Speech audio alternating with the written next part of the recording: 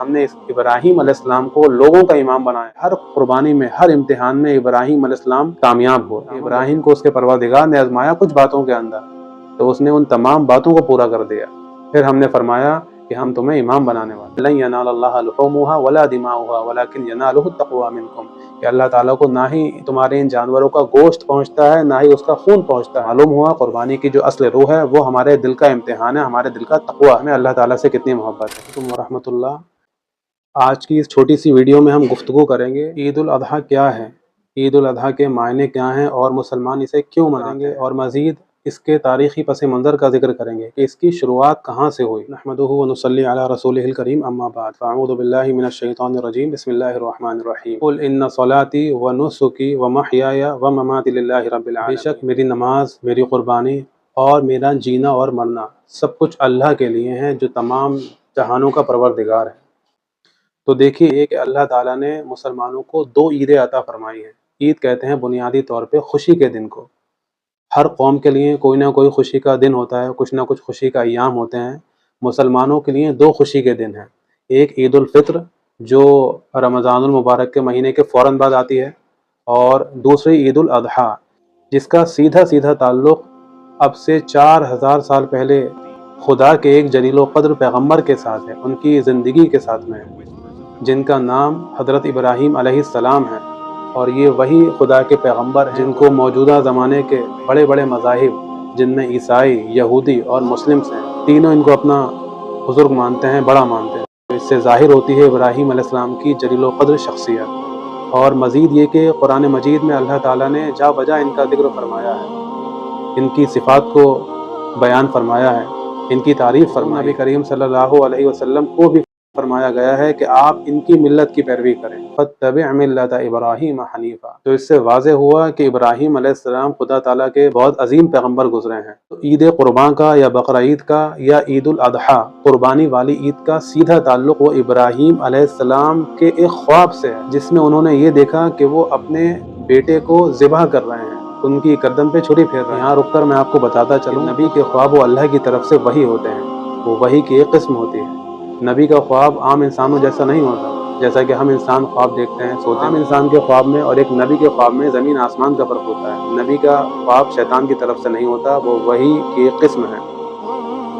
لیکن جب بار بار ابراہیم علیہ السلام نے یہی خواب ریپیٹ ہوتا ہوا دیکھا، تو پھر انہوں نے اپنے فرزند رشید اسماعیل علیہ السلام کو بلایا اور ان کے سامنے اپنے اس خواب کا ذکر کیا، اس طور پر قرآن مجید کے الفاظ میں کہ انی ارا فی المنام انی اذبحک فانظر ماذا تری، کہ میرے بیٹے اسماعیل، میں خواب میں تمہیں دیکھ رہا ہوں کہ میں تمہیں ذبح کر رہا ہوں، تو اس بارے میں تمہاری کیا رائے ہے؟ یہاں رک کر میں آپ کو بتاتا چلوں اسماعیل علیہ السلام کے جواب سے پہلے کہ اسماعیل علیہ السلام ابراہیم علیہ السلام کے وہ صاحبزادے ہیں، وہ فرزند رشید ہیں جو بہت ہی دعاؤں کے بعد اللہ تعالیٰ نے ان کو عطا کیے تھے، ان کی جھولی میں ڈالے تھے۔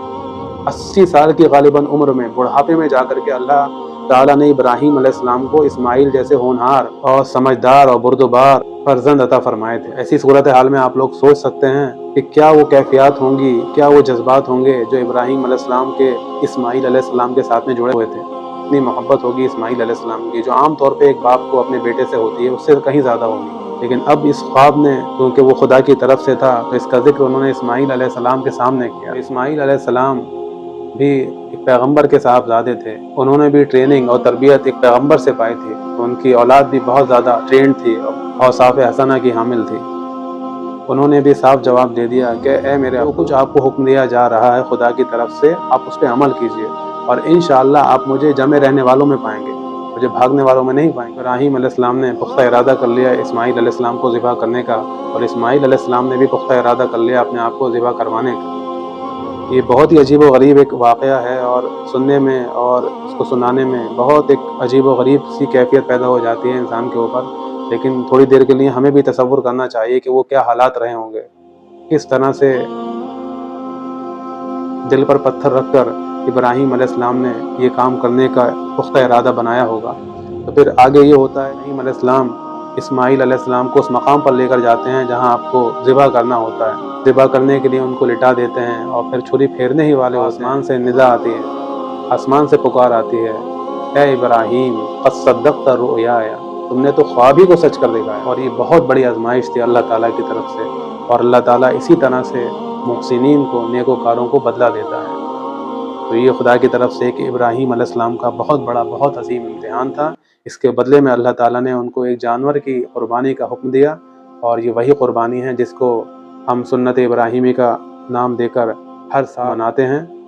हुज़ूर नबी करीम सल्लल्लाहु अलैहि वसल्लम ने भी कुर्बानी की, आपके असहाब ने, ताबईन ने, सब ने कुर्बानी की, और मुसलमान भी इसी तरह कुर्बानी की। तो इसका तारीख़ी पस मंज़र हुआ, इस कुर्बानी का जो मकसद है और इसकी जो रूह है, जो स्पिरिट है, वो क्या है, वो कुरान मजीद में अल्लाह ताला ने साफ़ बता दी, और इस वाक़े से हमें साफ़ मालूम होती है। वो ये है कि अल्लाह ताला को तुम्हारा दिल देखना है कि तुम्हारे दिल में क्या है, तुम्हारी नीयत क्या है, तुम्हारे दिल में तक़वा कितना है, खुदा के साथ में मोहब्बत, अल्लाह ताला का पास व लिहाज कितना है, इसका अल्लाह ताला को टेस्ट लेना है। इस्माईल अलैहिस्सलाम की यह जानवर की कुर्बानी मतलूब नहीं थी, बल्कि मतलूब इब्राहीम अलैहिस्सलाम को देखना था कि वो इस अंजाम दे सकेंगे या नहीं दे सकेंगे। लेकिन इब्राहीम अलैहिस्सलाम इसमें भी खरे उतरे। इसलिए अल्लाह ताला ने कुरान मजीद में उनके बारे में फरमाया कि हमने इस इब्राहीम अलैहिस्सलाम को लोगों का इमाम बनाया है। वो इसी वजह से बनाया है कि हर कुर्बानी में, हर इम्तिहान में इब्राहीम अलैहिस्सलाम कामयाब हुए। इसलिए अल्लाह ताला ने इरशाद फरमाया कि उस वक्त को भी याद करो, इब्राहीम को उसके परवरदिगार ने आजमाया कुछ बातों के अंदर, तो उसने उन तमाम बातों को पूरा कर दिया। फिर हमने फरमाया कि हम तुम्हें इमाम बनाने वाले।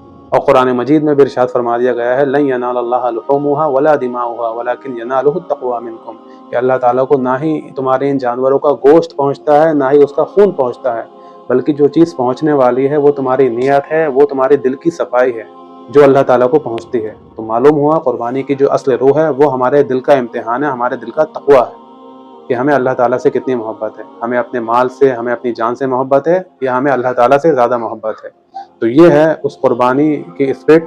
जिस वक्त हम अपने जानवर पे छुरी फेरते हैं, तो ये हमारे दिल में होना चाहिए कि या अल्लाह, मैं सिर्फ अपने जानवर ही को ज़िबा नहीं कर, बल्कि अगर वक्त पड़ा तो मैं अपनी जान, अपने माल और तमाम चीज़ों को तेरे दीन के लिए, तेरी खुशनुदी के लिए, तेरी रज़ा के लिए कुर्बान कर दूँगा। ये इस कुर्बानी की स्पिरिट है, ये इसका मकसद है। इसलिए हम ईद उल अज़हा मनाते हैं। उन लोगों को भी खबरदार हो जाना चाहिए जो कुर्बानी में दिखावा करते हैं, रियाकारी करते हैं। खुदा हमें इससे महफूज फरमाए।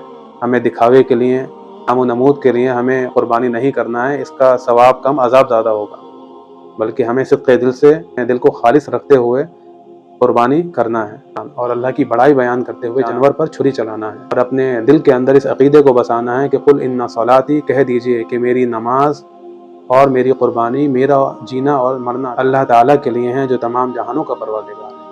अल्लाह ताला मुझे भी और तमाम मुसलमानों को सही मानों में कुर्बानी करने की तौफ़ीक़ अता फ़रमाए। वस्सलामु अलैकुम व रहमतुल्लाहि व बरकातुहू।